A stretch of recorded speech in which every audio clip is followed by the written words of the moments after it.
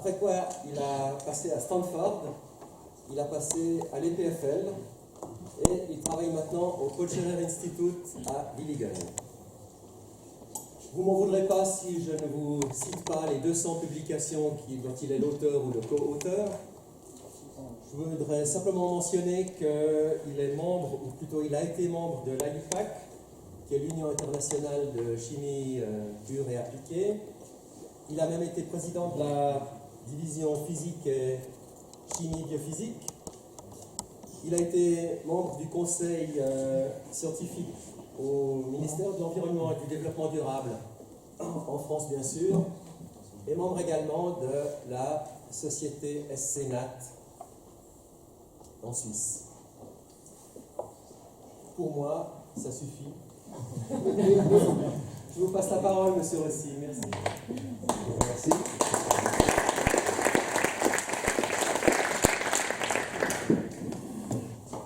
Merci aux organisateurs de ce symposium de m'avoir invité. J'ai pour mission donc de vous montrer quelques concepts. Je suis physico-chimiste. La physique et la chimie donc contribuent à peu près à moitié dans mon activité. Et ce sont quelques notions que nous allons aborder ensemble. Naturellement, pas en profondeur, mais je vous laisserai donc la présentation, comme ça, si vous avez des questions, je suis toujours abordable. D'abord, j'aimerais faire le lien entre la combustion, qui est une technique de production d'énergie qui sera encore il y a bien longtemps avec nous, et donc les parallèles qui existent entre la combustion et puis l'atmosphère en général. Ceci est donc discuté dans ces deux premiers points. Notion de chimie-combustion, l'atmosphère en réacteur chimique. Ensuite, on va divaguer un petit peu dans processus photochimique, quelques notions de thermodynamique et cinétique chimique. Ensuite, réaction en phase gazeuse et multiphasique, les cycles catalytiques en stratosphère, particules stratosphériques, le trou d'ozone polaire dont vous avez, que mon prédécesseur a mentionné, les émissions d'aviation s'il y a le temps, et puis le protocole de Montréal et ses successeurs pour contrôler les substances qui sont nocives à la couche d'ozone. Juste en guise de récapitulation, nous avons l'ozone, la couche d'ozone stratosphérique entre 15 et 35 ou 40 km. À l'opposé, nous avons la couche troposphérique, couche d'ozone troposphérique, 10% d'ozone, 90% d'ozone. Ça, c'est le bon ozone, l'ozone salutaire, et ça, c'est l'ozone mauvais qui a des effets délétères sur notre vie, sur la visibilité, la chimie atmosphérique, le rendement d'agriculture, etc. J'aimerais, puisque je vais utiliser donc cette unité, l'unité de Dobson. Monsieur Dobson était un physicien de l'atmosphère dans les années 30. Il a introduit le spectromètre Dobson. C'est la première mesure quantitative de la colonne d'ozone. D'ailleurs, ce qu'on appelle la colonne d'ozone, c'est la totalité d'ozone. On prend 1 cm² sur la surface, et puis on va jusqu'à 200 km où il n'y a certainement plus d'ozone, et on compte toutes les molécules d'ozone. Ça, c'est la colonne d'ozone. La colonne d'ozone, c'est l'intégrale. Et puis, il y a donc des méthodes qui ont été développées pour savoir quel est le profil d'ozone. Alors, une unité Dobson, c'est en principe 0,1 mm à conditions standard, qui équivaut à tel nombre de molécules, 3,5 10 à puissance 13. Normalement, on a une colonne de 300 unités Dobson. Ça veut dire qu'on a une couche de 3 mm d'épaisseur d'ozone à une atmosphère pression et à 273, donc à 0 degré centigrade. Donc, quand on dit donc un trou d'ozone, c'est un trou qu'on fait dans 3 mm d'épaisseur. Donc, ça c'est la conséquence donc, de l'échelle planétaire de l'ozone. Alors, il y a deux mesures que l'on utilise pour caractériser l'ozone. Celle qu'on la connaît, normalement, donc c'est la concentration absolue en molécules par centimètre cube, et le maximum de cette concentration se trouve à 20 km, entre 20 et 22. Ça dépend un petit peu de la latitude, mais également de la saison. Une autre valeur, c'est la valeur relative en ppm. Relativement à toutes les molécules présentes, le maximum d'ozone en ppm, on appelle ça le rapport de mélange, ozone mixing ratio, donc il se trouve à 35, autour de 35 km, plus ou moins 5. Donc ce sont deux choses différentes, mais c'est le même ozone, sauf qu'il y a une raréfaction donc, des molécules qu'on a entendu ce matin. Donc du fait qu'il y a moins de molécules, le nombre de molécules absolues en ozone diminue moins rapidement que les autres, comme ça, donc le maximum se déplace vers des altitudes plus grandes. Alors, l'ozone stratosphérique est bon, puisqu'il protège les êtres vivants des radiations UV, on verra ça un petit peu plus en détail. L'ozone troposphérique est une nuisance. Moi je dis c'est le mauvais ozone parce qu'il est un oxydant puissant pour des matériaux, la vie, les rendements, etc. Voilà. Alors, je vais divaguer tout dans 3 transparents dans la combustion. Je pense qu'il est utile de rappeler qu'est-ce que c'est qu'une flamme. Une flamme, c'est un phénomène d'oxydation. Quand je dis oxydation, ça veut dire que ça suggère donc que notre atmosphère est oxydante. Ça veut dire qu'elle ne peut faire rien d'autre que d'oxyder les molécules oxydables comme le méthane, comme le l'éthane, comme les hydrocarbures, comme d'autres molécules qui ont des hydrogènes à convertir à la molécule d'eau et le carbone au CO2. Alors, la flamme est un processus hautement exothermique entre carburant et oxydant.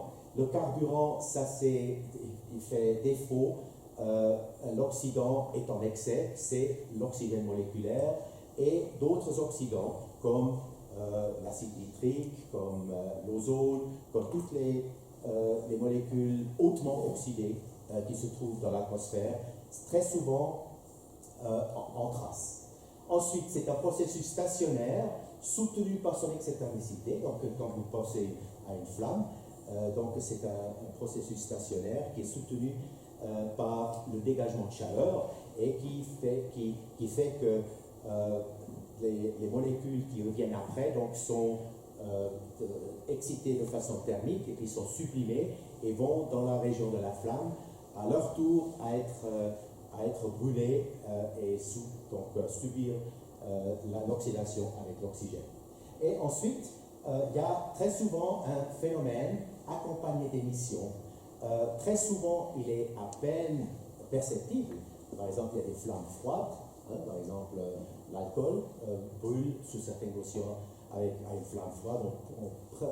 On voit presque pas la flamme. Mais il y a une zone exothermique de 400 degrés où on pourrait très bien se brûler les mains. Alors, le spectre d'émission. Alors là, vous voyez, c'est un spectre d'émission d'une flamme d'acétylène avec oxygène. Puis vous voyez, par exemple, à 400 nanomètres, là, 450, il y a l'émission CH et puis une composante d'un système d'émission Swan bands. Ça veut dire la couleur bleue d'une flamme, naturellement, provient par exemple du radical CH. Le radical, c'est pas, je ne le comprends pas dans le sens politique, c'est pas le parti radical. Le radical, c'est une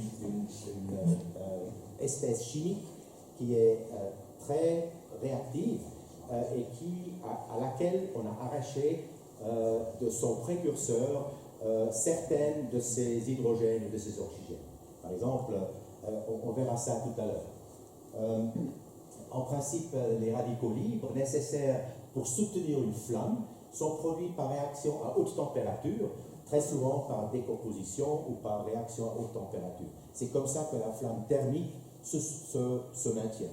Donc, les radicaux libres sont, par exemple, l'hydrogène atomique, l'oxygène atomique, le radical OH, radical hydroxyle, le radical peroxyle, HO2 par exemple, très souvent viennent des processus thermiques qui sont à l'origine donc, de l'exothermicité de la flamme. Donc donc la flamme thermique, c'est simple de se dire, eh bien, je vois une certaine luminosité, une émission, qui est la conséquence d'une chimie-excitation. Il n'y a pas de photochimie, les températures sont tellement hautes que les molécules sont excitées, elles tombent à l'état fondamental en émettant un photon dans le visible. La même chose se passe en principe dans l'atmosphère. Les processus atmosphériques correspondent à une gigantesque flamme froide. Pourquoi? Parce que les trois critères sont réunis, sauf avec une exception. Les radicaux libres sont un petit peu différents. Ce ne sont pas les radicaux que je viens d'énoncer, mais ce sont des radicaux qui sont basés sur oxygène, OH, HO2,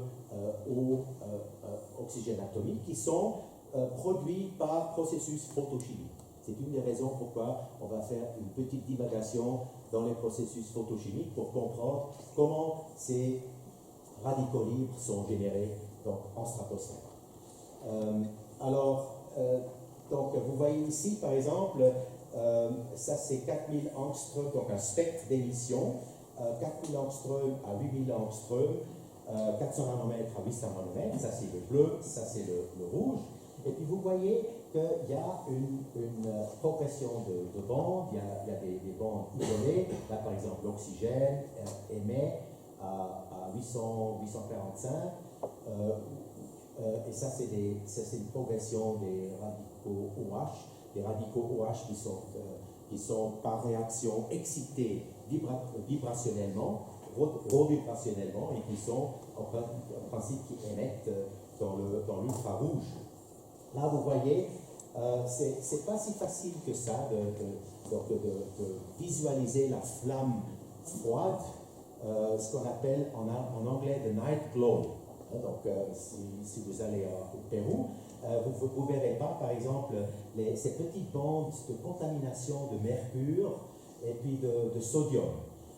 Pourquoi ça? Parce que c'est une contamination par l'élimination de rues, les lampes, les tubes fluorescents, etc., contaminent ce spectre. Là, vous voyez donc le même spectre, ça c'est le spectre donc, durant la nuit, sans incidence donc, de la lumière visible qui provient de la Lune. Je veux simplement dire que ce sont ça c'est basse résolution, ça c'est haute résolution. Aujourd'hui, il y a des instruments qui utilisent même la lumière donc des étoiles pour faire la spectroscopie d'absorption pendant la nuit. Donc, on a fait beaucoup de progrès durant les 30 dernières années pour produire ou construire des spectromètres de cette sensibilité. Alors, l'oxydation thermique du méthane, on sait que, par exemple, un hydrocarbure pur, comme l'éthane, ou le propane, ou l'hexane, ou l'isooctane, que vous mettez dans votre réservoir de carburant, donc, elle se réunit avec l'oxygène moléculaire et produit donc du CO2 et puis de la vapeur d'eau. On a vu un très bel exemple avec avec les traînées de condensation. Donc l'eau est un des produits primaires donc, de la combustion. Et donc je vais parler dans le détail. Ça c'est un schéma, un mécanisme de combustion de méthane, disons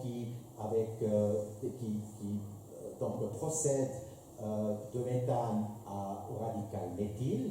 Quand on arrache un hydrogène, on casse une liaison entre le carbone et puis l'hydrogène. Donc ça c'est ce radical-là est une espèce de haute énergie qui peut en principe réagir donc elle-même avec d'autres composants.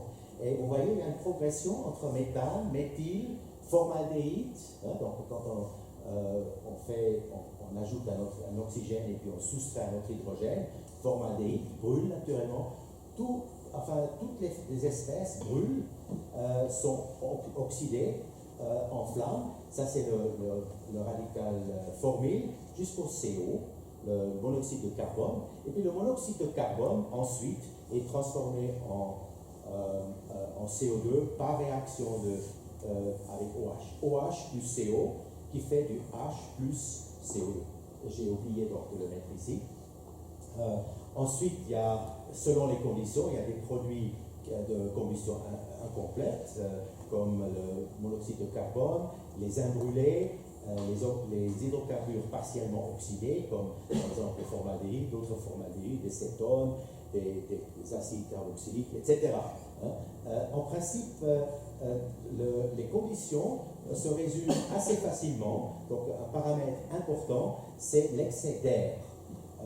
L'excès d'air est défini par la masse d'air réelle utilisée dans le processus, divisée par la masse d'air stoichiométrique au minimal pour faire une combustion complète. Par contre, donc vous voyez que ça c'est un schéma, un mécanisme, disons, d'oxydation de méthane en stratosphère. Je ne vais pas aller dans des détails non plus, mais vous voyez donc les radicaux OH et puis HO2 sont des radicaux clairs, sont d'importance. Ça veut dire que le radical OH et puis HO2 sont pratiquement le savon de l'atmosphère. Imaginez-vous qu'il n'y aurait pas de processus d'oxydation qui prennent donc les hydrocarbures jusqu'au CO2, on étoufferait. Parce que, naturellement, il n'y a pas de mécanisme qui enlèverait donc par exemple les hydrocarbures ou leurs intermédiaires partiellement oxydés. S'il n'y avait pas de mécanisme de destruction, donc l'atmosphère se remplirait donc, de ces produits et puis on étoufferait. Ces radicaux OH et puis HO2 sont salutaires pour plusieurs raisons. Voilà. Alors ça c'est donc juste pour dire, donc en fonction de l'excès d'air, il y a la concentration de CO2, de NO, de suie et puis de monoxyde de carbone qui change. Avec seulement 1%, donc on n'a pratiquement plus de CO2. Donc on a un petit excès d'oxygène, et puis en principe, ça c'est suffisant pour amener une combustion complète. Je ne vais pas entrer dans le détail, sauf de dire, par exemple, ça c'est un moteur allumage commandé, ça c'est un schéma fourni par Toyota, et puis vous pouvez voir en fonction avec un excès d'air augmentant, on augmente la température qui suit pratiquement donc le NOx, mais le prochain point que j'aimerais relever, c'est d'où viennent les NOx. Les NOx sont des catalyseurs qui sont nécessaires pour la formation d'ozone en troposphère. Et puis je voulais simplement vous dire, il y a 3 sources dans une machine de combustion. Un mécanisme, c'est le mécanisme selon Zeldovich, et puis l'autre, c'est la formation de NO du carburant. Et puis un autre, c'est ce qu'on appelle prompt NO, l'oxyde d'azote instantané. Donc NO, c'est l'oxyde d'azote, et la plupart du NOx. Le NOx, d'ailleurs, c'est la somme entre NO et NO2, l'oxyde d'azote et puis le dioxyde d'azote. On donne toujours la masse basée, et même de NO, basée sur le NO2, parce qu'à basse température, l'oxyde d'azote est instable et puis donc se transforme en dioxyde d'azote. Puis vous verrez plus tard que dans la stratosphère, les NOx ont un rôle prépondérant à jouer. En principe, pour le moment, c'est que ce mécanisme de Zeldovich, M. Zeldovich a travaillé sur des conditions, disons, très difficiles pendant la Deuxième Guerre. Il était tombé en défaveur chez Staline, mais il était tellement bon, il a tellement contribué donc, à l'effort que Staline n'a pas pu le limoger. En tout cas, c'est un pionnier, et puis en principe, son mécanisme est un mécanisme de haute température. L'oxygène atomique attaque le N2 directement pour faire du NO, et puis l'azote atomique ensuite attaque l'oxygène et puis fait du NO supplémentaire. Donc ça c'est la base du mécanisme de Zeldovich. Donc, leçon à retenir, puisque la combustion dans les moteurs à allumage commandé se passe avec l'air, l'azote qui est en principe censé être, disons, inerte ou pas ou peu réactif, donc peut sortir de son rôle et en principe même s'engager dans des méthodes, dans des processus d'oxydation. Alors ici, donc ça c'est le thermisches NO, ça veut dire c'est le mécanisme de Zeldovich qui augmente en principe, le rendement augmente à haute température est beaucoup plus important que le NO dû au carburant et puis le NO instantané. Alors, les oxydes d'azote sont des catalyseurs de processus de combustion thermique et de l'oxydation atmosphérique. Et puis, en principe, les NOx, en stratosphère, sont produits pas par diffusion du NOx produit sur en troposphère, mais il y a une réaction protoxyde d'azote qu'on a vu ce matin. Oxygène plus protoxyde d'azote fait 2 molécules d'oxyde d'azote. Voilà, même ça on a vu. Là, donc ça c'est la radiation. Maintenant on va faire une petite excursion sur la chimie, photochimie. Ceci vous connaissez, donc à 520, entre 520 et 540, il y a le maximum. C'est l'émission du solaire. Cette courbe ici est une courbe lissée qui reproduit assez bien le spectre d'émission solaire correspond à une émission du corps noir à 5250. On voit un petit peu tous les chiffres. 6000 centigrades, c'est un petit peu haut. 5250, ça dépend un petit peu de l'état du cycle solaire. Quel est le détail, en tout cas, parce que ça change. Donc la surface du soleil change et ainsi donc son spectre d'émission. Alors ici, les parties rouges sont les parties du spectre solaire qui arrivent donc à altitude zéro, donc chez nous. Et puis, en principe, vous voyez, ça c'est un dessin qui décrit donc l'atténuation des UV par rapport à la hauteur, à quelle altitude se passe le filtrage donc du spectre solaire par des molécules de l'atmosphère. Nous avons ici, ce qui nous intéresse vraiment, c'est le spectre solaire, disons, entre 200 nanomètres et 300. Juste avant, à 280 nanomètres, il y a suffisamment de photons, naturellement, qui puissent faire la photochimie.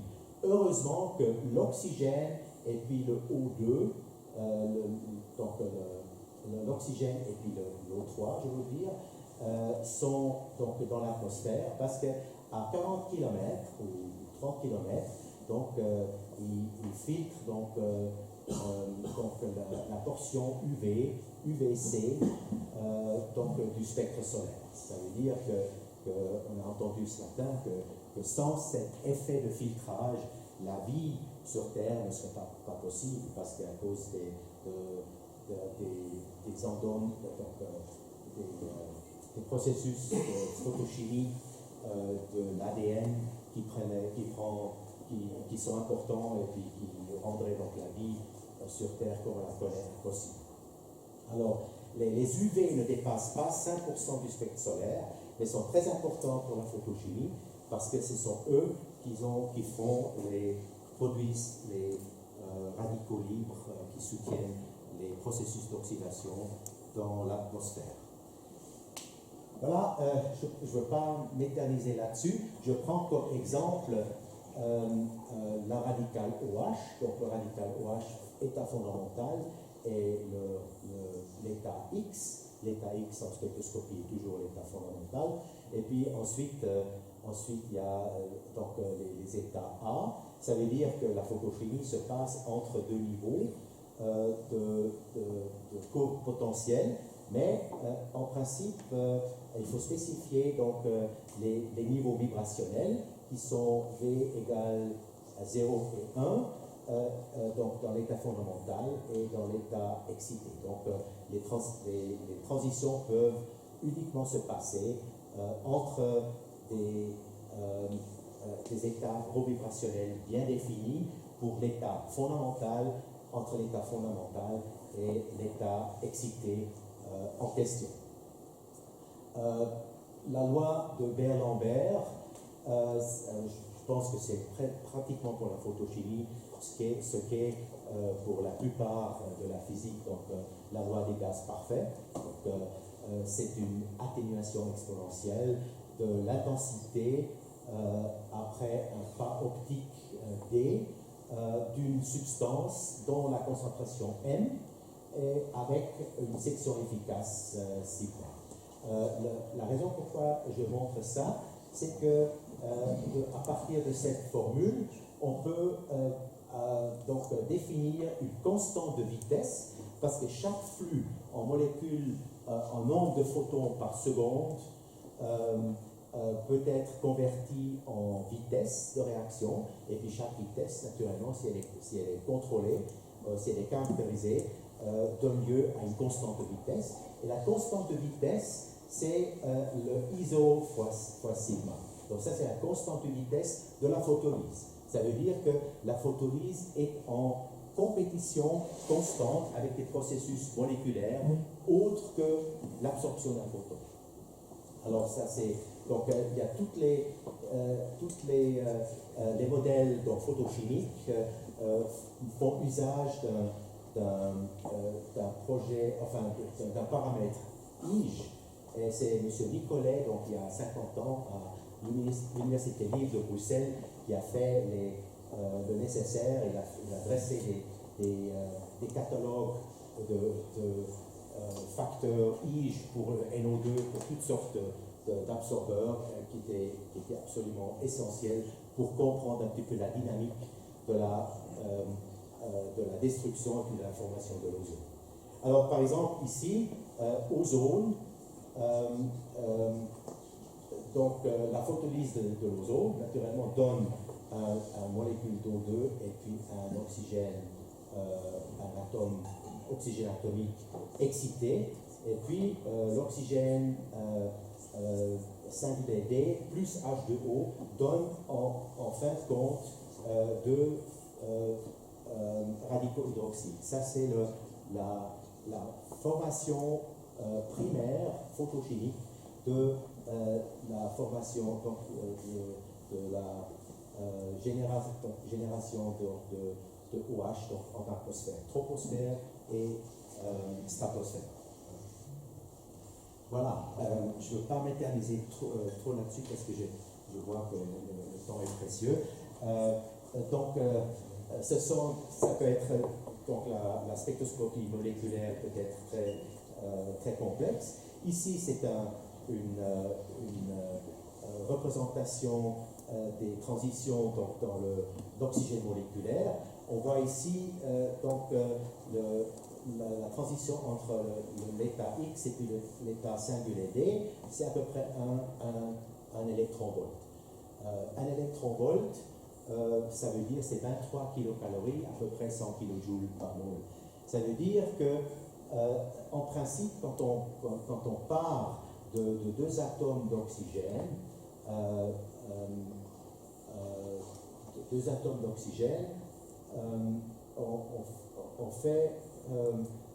on peut faire l'oxygène en état fondamental et puis en état excité. Il y a deux états excités qui sont importants pour des processus atmosphériques. Je veux connaître un petit peu l'absorption. Ce qui est important en photochimie, c'est que pas seulement donc, la dynamique, la thermodynamique, l'énergie de liaison, mais aussi donc, l'absorption. Alors, l'oxygène moléculaire absorbe jusqu'à 240, donc c'est là à gauche, jusqu'à 240. L'oxygène, naturellement, n'absorbe pas beaucoup, donc la section efficace n'est pas grande, mais du fait qu'il y a tellement d'oxygène, donc c'est un processus important qui commence à 242 nanomètres. Et puis quand on va au-delà de 242, donc sur une longueur d'onde plus petite, on commence à construire, donc à produire donc, du haut singulier D qui lui donne lieu à le radical OH. Donc c'est ça. Donc ça c'est Schumann-Runge, ça c'est en principe des spectres de haute résolution qui contribuent donc au filtrage des UV solaires. Les spectres d'absorption d'ozone en phase gazeuse, ça fait partie de la culture générale, pour ainsi dire, pour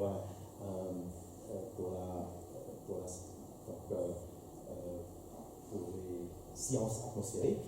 Donc on a ozone absorbe beaucoup, à peu près à 254, excusez-moi, c'est dans la Hartley band. Et ensuite ici, ce gazon ici, ces lignes ici, beaucoup moins, mais qui sont importantes parce que le flux actinique reprend à 280. Ça veut dire que l'action, la multiplication entre le nombre de photons par seconde fois donc la section efficace devient importante ici. Ici, il n'y a pas assez de photons. Ici, à partir de 280, il y a des photons et c'est là que la photolyse de l'ozone a lieu. Ensuite, à 600, il y a la bande de Chapuis qui n'est pas très importante du point de vue donc, de photochimie. C'est uniquement cette petite région-là qui est importante pour la formation d'ozone, la formation de radical OH à partir d'ozone. C'est un petit peu donc c'était pas facile il y a 30 ou 40 ans de percevoir, donc être quantitatif sur ces bandes Huggins. Voilà. Ça c'est donc deux autres, un radical nitrate Donc c'est pas le ion nitrate NO3-, c'est le radical nitrate qui a une section efficace très très grande à 650, donc c'est un gaz bleu, tandis que le NO2 absorbe à partir de 500 nanomètres, là, avec une section efficace qui est à peu près 50 fois plus petite. Donc le NO3 et le NO2 sont très différents vu leur spectre d'absorption. Voilà, ça vous avez vu, ça je ne peux pas m'éterniser, ça vous connaissez. Ce sont les différents gaz qui absorbent et qui constituent donc des fenêtres d'absorption dans le visible, mais surtout donc à 10 microns ici, qui est important pour que l'infrarouge terrestre puisse échapper, parce que par exemple le CO2 qui absorbe, disons, ici, c'est une très grande, une très forte absorption ici, du fait qu'il y a déjà une très grande quantité de CO2, et chaque molécule de CO2 que vous contribuez n'a pas d'effet sur la pointe, elle a l'effet un petit peu sur les bandes, les ailes, les franges donc, de l'absorption. Ça veut dire que chaque molécule de CO2 que vous contribuez donc, referme la fenêtre de façon infime. Tandis que si vous avez quelque chose comme le méthane, ici, qui ferme, qui absorbe ici, où il n'y a pas d'absorption, c'est 100 fois ou 200 fois ou 500 fois plus efficace que le CO2. Voilà un petit peu d'éléments de thermochimie. Si vous avez l'hydrogène ici, vous allongez donc la distance intermoléculaire jusqu'à ce que vous avez cassé la liaison. Donc cette énergie-là, qui est exprimée en termes thermochimiques, par l'enthalpie standard est donc à peu près de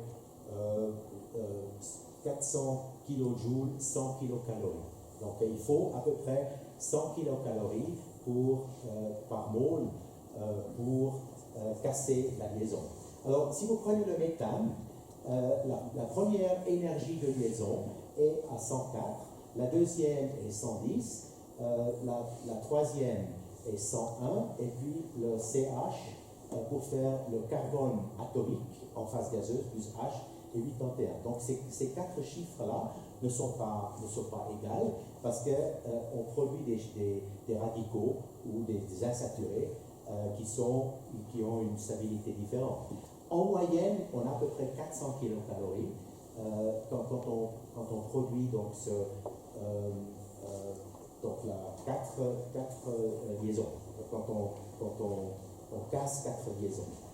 Mais en principe, il faut regarder donc chaque processus en phase gazeuse spécifié, parce que des fois, il y a des différences importantes, comme entre 101 et 81, ça fait presque 20 kilocalories, ça fait 85 kilojoules. Donc quand on fait la comptabilité, il faut la faire correctement. Alors, quelques exemples. L'oxygène, pour scinder l'oxygène en 2 atomes d'oxygène, on a besoin de 119 kilocalories. J'aimerais donc vous dire, en général, une liaison CC a besoin de 80 kilocalories, un CH a besoin de 100 kilocalories. Maintenant, il y a des exceptions. Par exemple, un OH ici, c'est une liaison très très forte. Ça veut dire, quand on a un radical OH qui peut former la vapeur d'eau, une molécule d'eau, naturellement, c'est un processus très énergétique. Ça veut dire que OH arrache pratiquement l'hydrogène à tout le monde. Tandis que dans d'autres cas, naturellement, il faut faire attention, parce qu'il y a suffisamment d'énergie dans la liaison conforme. Je ne veux pas vous montrer tout ça, c'est uniquement donc, en guise d'exemple, par exemple, l'eau oxygénée. H2O2, donc a une liaison en OO qui est 51, donc la moitié, moins de la moitié de l'oxygène. Parce que l'oxygène a une liaison multiple, tandis qu'ici, c'est une liaison simple. OH, c'est 87, c'est à peu près normal, enfin, dans cet ordre de grandeur. Alors, je vais passer donc, assez rapidement ici. Donc, c'est juste pour vous montrer qu'on peut regarder, quantifier donc, des processus assez variés en utilisant ce concept d'énergie de liaison. Derrière ce concept, naturellement, se cache naturellement l'estimation des paramètres cinétiques et les facteurs préexponentiels, donc avec l'entropie, etc., qui n'est pas le sujet donc, de cette présentation. La chimie stratosphérique.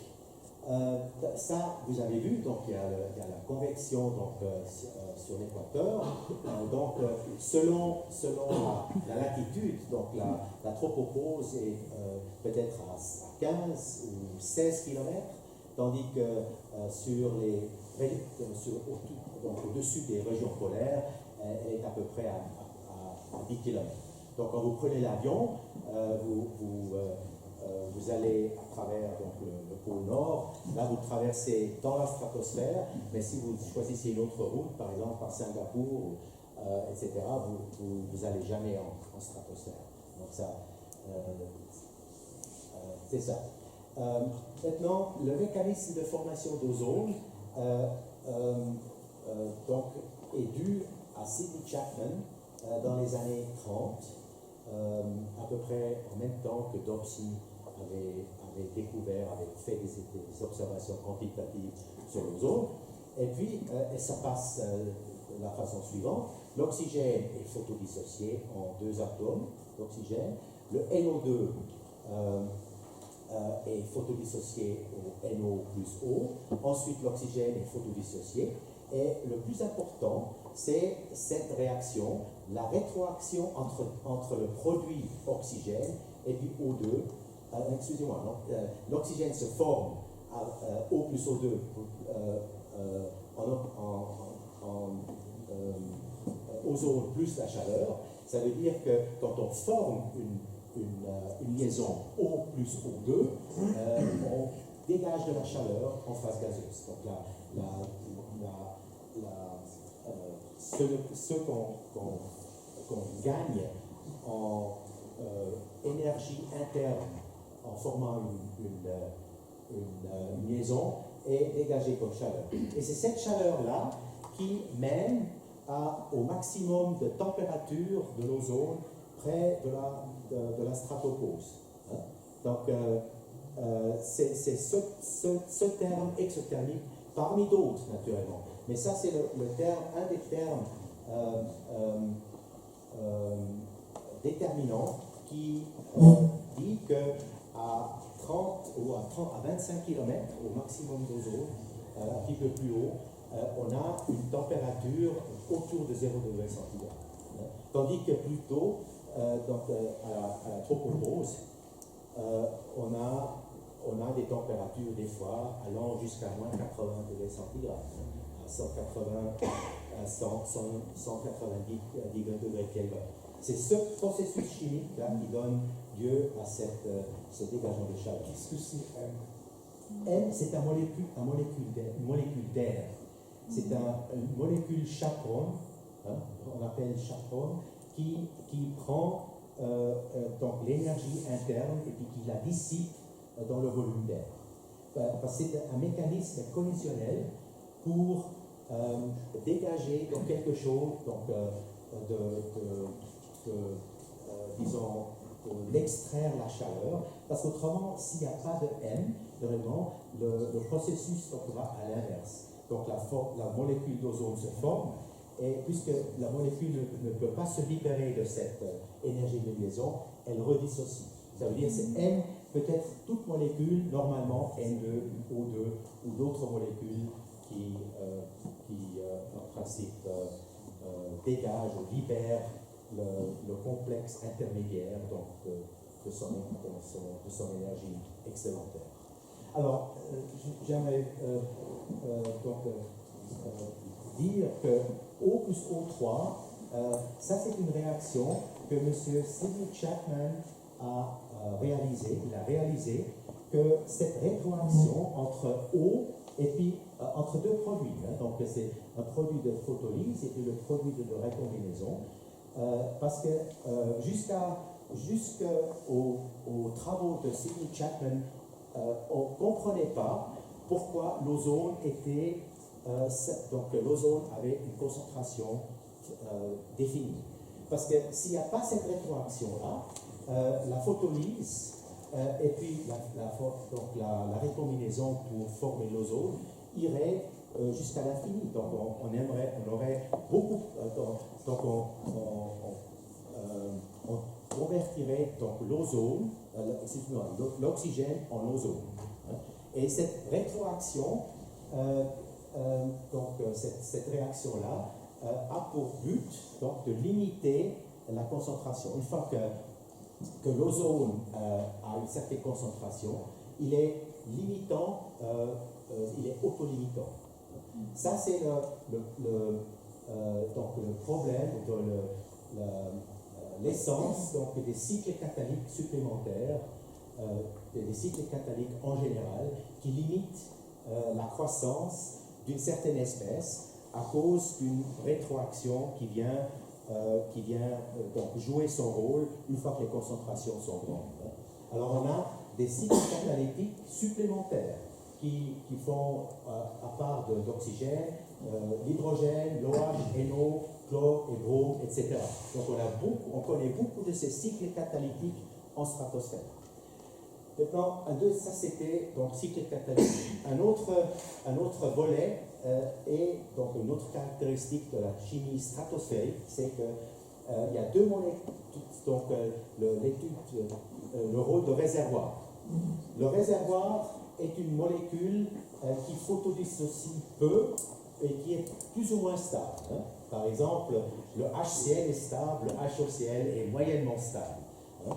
Alors, vous avez déjà entendu de nitrate de chlore.